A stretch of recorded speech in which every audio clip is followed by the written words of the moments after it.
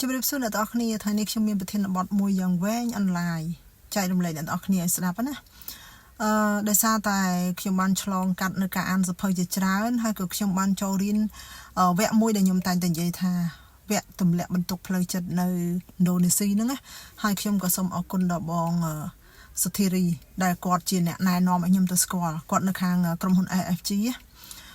ខ្ញុំបានទៅរៀននៅឥណ្ឌូនេស៊ីរយៈពេល1សប្តាហ៍ហើយការដែលទៅរៀននៅនោះ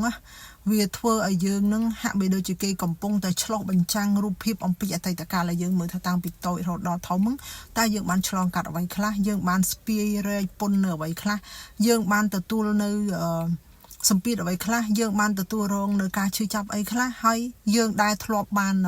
ទម្លាក់ទាំងអស់នឹងចោលឬមួយក៏ clear វាស្អាតម្ដងអត់គឺអត់អញ្ចឹងខ្ញុំតែងតែមាន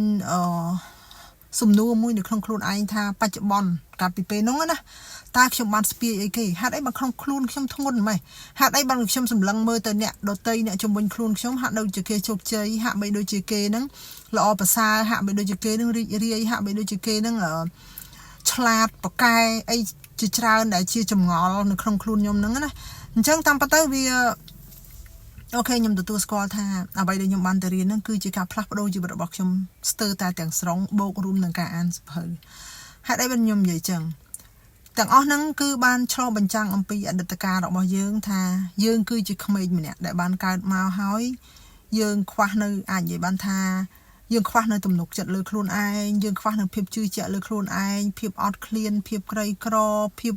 សោកចំអកភាពប្រមាថភាពមើងងាយនៅក្នុងសង្គមបែបណាអញ្ចឹងទៅវាជះឥទ្ធិពលនឹងមកឲ្យយើងអញ្ចឹងយើងពីមួយថ្ងៃទៅមួយថ្ងៃយើងចេះតែទទួលយកហើយយកទៀតយកហើយយកទៀតរាយ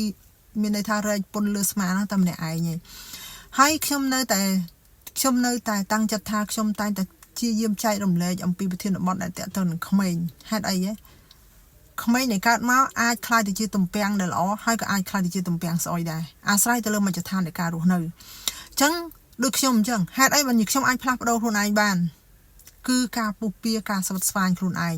ចុះសួរត្រឡប់មកវិញថាមានមនុស្សប្រមាណអ្នកមានក្មេងប្រមាណអ្នកដែលចង់ផ្លាស់ប្ដូរហើយដែលអាចរកកន្លែងផ្លាស់ប្ដូរបានដូចខ្ញុំវាងាយទេអញ្ចឹង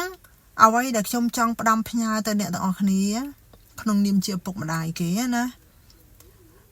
គេហៅថាផ្នត់គំនិតការដាក់ផ្នត់គំនិតអ្វីយ៉ាងម៉េចទៅលើកូនណាការស្ដីបដៅបែបម៉េចទៅលើកូនគឺជាលទ្ធផលដែលគាត់ទទួលទៅអនាគតដូចជាការស្ដីបន្ទោសការជេរការប្រមាថការប្រៀបធៀបអីផ្សេងជារៀងរាល់ថ្ងៃហ្នឹងហាក់បីដូចជាយើងនឹងកំពុងតែជះទឹកស្អុយឬមួយក៏ហាក់បីដូចជាយើងកំពុងតែយកកបិតទៅចាក់គាត់ម្ដងមកក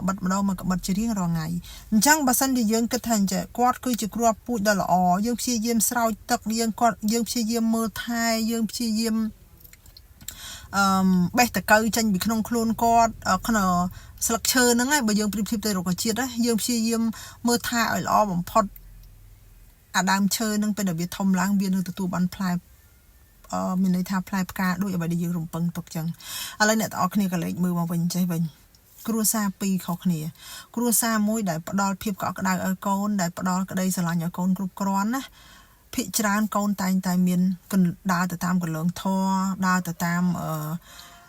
អ្វីដែលឪពុកម្ដាយគូសវាឲ្យហើយអនាគតកូនហ្នឹងមិនសូវដើរខុសផ្លូវទេគ្រួសារមួយទៀតដែលរស់នៅក្នុងភាពចម្រូងចម្រាសដែលរស់នៅក្នុងការឆ្លោះប្រកែកគ្នាដែលរស់នៅក្នុងការមើលបំណាំគ្នាដែលរស់នៅក្នុងការជេរប្រមាថស្ដីបន្ទោសហ្នឹងណាកូននឹងនៅពេលដែលគាត់រស់នៅក្នុងសង្គមពេលដែលធំឡើងក៏គាត់ទទួលបានឥទ្ធិពលអវិជ្ជមានច្រើនដែរអញ្ចឹងយើងមិនបាច់ឆ្ងល់ថាយើងតែទៅប្រៀបធៀបហេតុអីកូនគេមិនដូចកូនខ្ញុំមិនដូចកូនគេយើងមិនបាច់ប្រៀបធៀបទេវាគឺជាលទ្ធផលដែលយើងកំពុងតែធ្វើហ្នឹងហើយយើងធ្វើបែបណាគឺយើងទទួលបានបែបហ្នឹង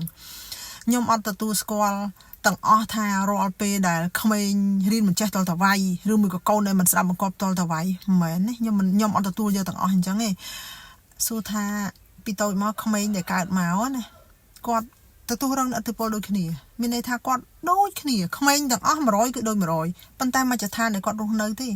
អ្នកដែលគាត់រស់នៅក្នុងសំណង់អនាធិបតេយ្យផ្សេងអ្នកដែលគាត់រស់នៅក្នុងកន្លែងធម្មតាផ្សេងអ្នកដែលគាត់រស់នៅក្នុងវិឡាផ្សេង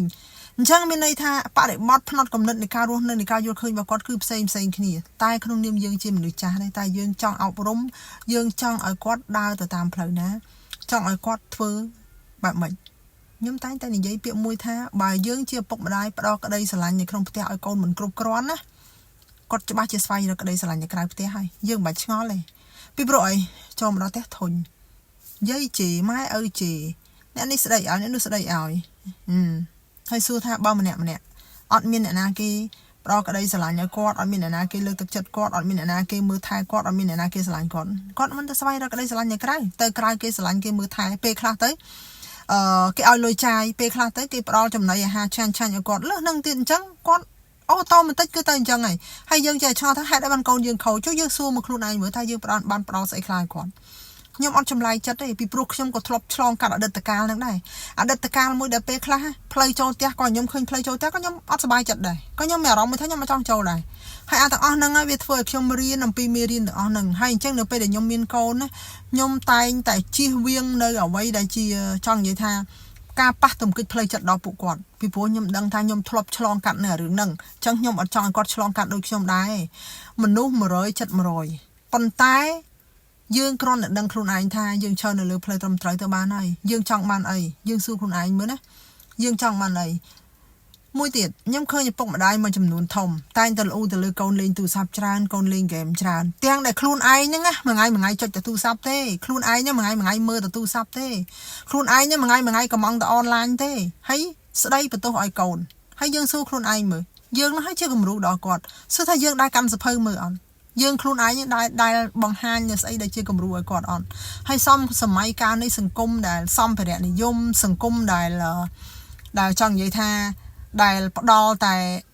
រូបភាពសម្ភារៈនិយមដែលផ្ដល់តែរូបភាពអ្វីដែលងាយសម្រាប់មនុស្សទៀតណាអញ្ចឹងធ្វើឲ្យមនុស្សទាំងក្មេងទាំងចាស់គឺជ្រួលច្បល់ទៅតាមហ្នឹងអញ្ចឹងមុននឹងយើងស្ដីបន្ទោសមុននឹងយើងថាមុននឹងយើងអីឲ្យកូនឲ្យក្មេងហ្នឹងយើងមើលសម្លឹងខ្លួនឯងសិនតើយើងបានដើរតួជាគំរូគេហើយនៅយើងបានធ្វើអីចំពោះគេខ្លះយើងធ្វើបែបណាខ្លះហើយយើងមិនបាច់ឆ្ងល់ទេថាហេតុអីកូនគេរៀនបកាយហេតុអីកូនគេឆ្លាតហេតុអីកូនគេមានសុជីវធម៌ហេតុអីកូនគេដើរតាមកលងធម៌ធម្មតាទេតែគេរស់នៅក្នុងមជ្ឈដ្ឋានបែបណាគឺគេទទួលបានផ្នត់គំនិតបែបហ្នឹងហើយផ្នត់គំនិតហ្នឹងគឺជារឿងដែលសំខាន់បំផុតនៅក្នុងសង្គមរស់នៅរងថ្ងៃហ្នឹងចាប្រធានបទហ្នឹងគឺខ្ញុំនិយាយតែប៉ុណ្្នឹងទេអាចបានថាចម្រុះខ្លះអីខ្លះមិនតែខ្ញុំគ្រាន់តែចង់ផ្ដោតសំខាន់គឺទៅលើអតីតកាលរបស់ក្មេងហើយនិងបច្ចុប្បន្នរបស់ក្មេងហើយក្នុងនាមយើងជាមនុស្សចាស់ជាពុកម្ដាយជាអ្នកព្យាបាលហ្នឹងគួរកែប្រែខ្លួនឯងបែបណាខ្លះតើទៅនឹងពាក្យសម្ដីការនិយាយស្ដីការប្រមាថការប្រៀបធៀបអីផ្សេងហ្នឹងណាកាត់បន្ថយបានកាត់បន្ថយទៅពេលខ្លះខ្ញុំឃើញអ្នកខ្លះគាត់ចូលចិត្តស្ដាប់ធម៌គាត់ចូលចិត្តរៀនធម៌ហ្នឹងយកអាហ្នឹងអនុវត្តខ្លះទៅយកអាហ្នឹងមកសង្កត់ផ្លូវចិត្តយើងខ្លះទៅយកអាហ្នឹងមករំងាប់ខ្លះទៅហើយរៀនដាក់ចុះរៀនទម្លាក់ចុះនៅអ្វីដែលយើងគិតថាអាហ្នឹងវាប៉ះពាល់ដល់អ្នកដទៃយើងនិយាយទៅធ្វើគេមិនសប្បាយចិត្តយើងនិយាយទៅធ្វើឲ្យគេខឹងយើងនិយាយទៅធ្វើឲ្យគេអន់ចិត្តយើងនិយាយទៅធ្វើឲ្យគេតូចចិត្តដាក់ចុះរៀនដាក់ចុះ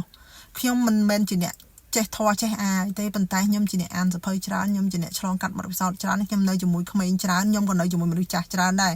អញ្ចឹងអ្វីដែលខ្ញុំធ្វើបានគឺខ្ញុំបង្កើតភាពរីករាយហើយខ្ញុំរៀនដាក់ចុះនៅអ្វីដែលខ្ញុំគិតថាទាំងអស់ហ្នឹងវាប៉ះពាល់ដល់អ្នកដទៃគឺខ្ញុំទម្លាក់វាចុះ